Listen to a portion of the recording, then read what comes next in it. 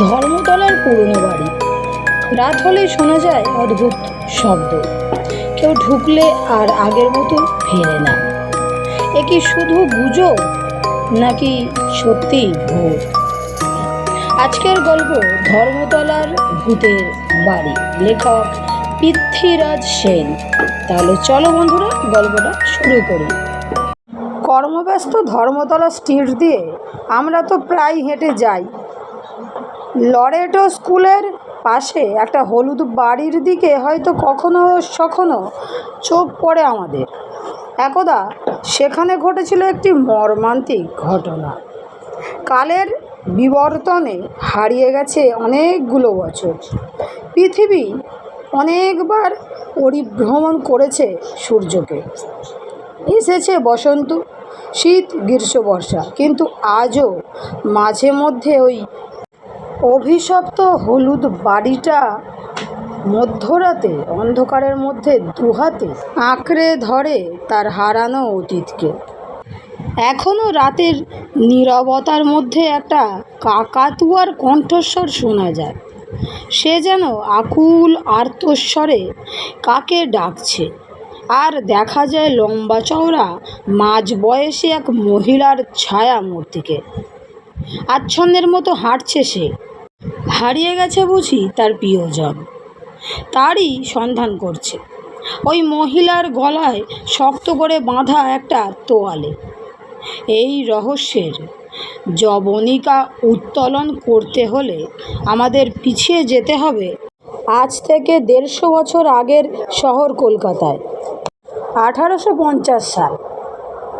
2 নীলকর সাহেব এসেছে বিলেত থেকে এই শহরে। ধর্মতলার একটা দোতলা বাড়ি ভাড়া নিয়ে বসলো তারা। তখন কলকাতার থিয়েটারের খুব জনপ্রিয়তা। 2 বন্ধু মিলে টিকিট কিনল থিয়েটার দেখবে বলে। বিকেল হতে না হতেই একজনের ভীষণ জ্বর হল।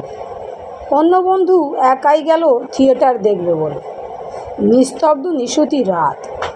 জনহীন রাস্তার ল্যাম্প পোস্টগুলোর আলো একটু মলিন হয়েছে বোধহয়। জ্বরের যন্ত্রণাতে ঘুম আসছে না সেই সাহেবের। মনে পড়ছে ফেলে আসা ইংল্যান্ডের কথা। ফারওয়াক ফান এলেমের শাড়ি, আকাশ জুড়ে নীল মেঘের ওড়াওড়ি, মায়ের স্নেহ, বাবার বকুনি, বন্ধু বান্ধবদের সাথে কতই না হই হুল্লোড়। সব কিছু ছেড়ে আজ এই বিদেশে বিভুঁইয়ে সারা রাত একা শয্যায় শুয়ে অদৃশ্য জ্বরের সাথে লড়াই করা। মনটা অনুশোচনায় ভরে যায় তার। টলতে টলতে বাইরে এসে দাঁড়ায় সে। সঙ্গে সঙ্গেই তার সমস্ত শরীর জুড়ে আতঙ্কের একটা স্রোত বইতে থাকে। স্পষ্ট দেখতে পায় সে পাশের ঘর থেকে বেরিয়ে আসছে মজবুত চেহারার এক মাঝবয়সী ভদ্রমহিলা। দেখে মনে হয় অ্যাংলো ইন্ডিয়ান। খুব রাগ হলো সাহেবটির। ইতিমধ্যে তার বন্ধু এমন এক বান্ধবী জুটিয়ে ফেলেছে, অথচ কোনো কথাই বলেনি তাকে। ভদ্রমহিলা এগিয়ে চলেছে করিডোর দিয়ে। সিঁড়ির দিকে যাবে সে। সাহেবটি অবাক হয়ে দেখে ভদ্রমহিলার গলায় কমফর্টার বা মাফলারের মতো একটা তোয়ালে শক্ত করে বাঁধা। সাহেবকে সামনে দেখে সেই নিশিরাতের ভদ্রমহিলা চিৎকার করে ওঠে, কে আপনি? এখানে কি করছেন? সাহেব থতমত খেয়ে যায়। দূরের বারান্দার অন্ধকারের মধ্যে হাওয়াতে অদৃশ্য হয়ে যায় ওই ছায়ামূর্তি। কানে ভেসে আসে রাত জাগা পাখির আর্তনাদ। হু হু হু করে প্রবাহিত একটা শীতল বাতাস এসে রোগাক্রান্ত সাহেবের সমস্ত শরীর জুড়িয়ে দেয়।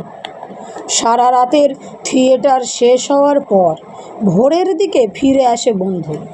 বুঝতে পারে কিছু হয়েছে তার অসুস্থ বন্ধুটির, কিন্তু কথা বলছে না কেন সে।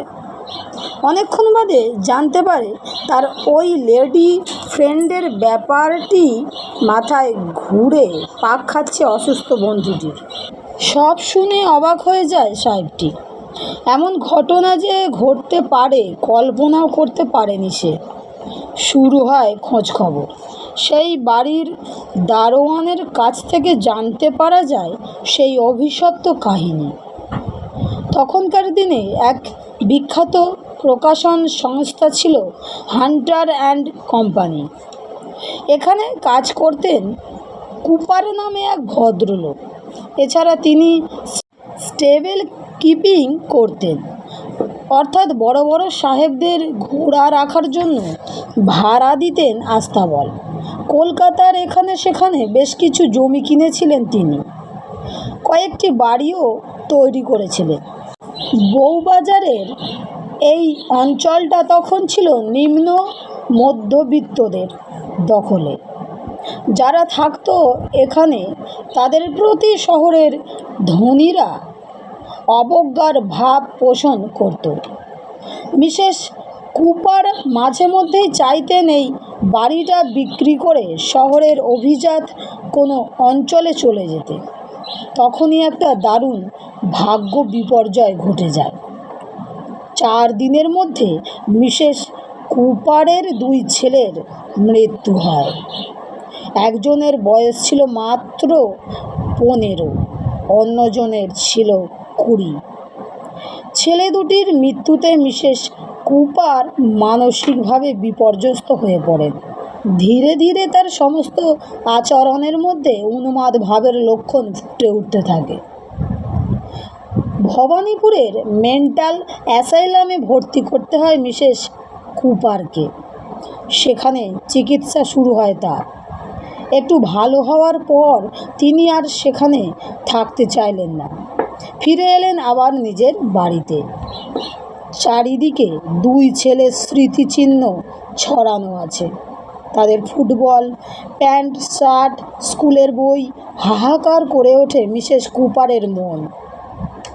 মধ্যদিনের নীরবতার মধ্যে হঠাৎ মনে হয় ছোট ছেলে জড়িয়ে ধরছে তাকে। বড় ছেলে বাইরে ফুটবল খেলছে। নানা শব্দ কানে প্রবেশ করে তার। বন্ধুরা, গল্পটি আজকে এই পর্যন্তই। এই গল্পের শেষ পর্ব নিয়ে খুব শীঘ্রই আবার আসব।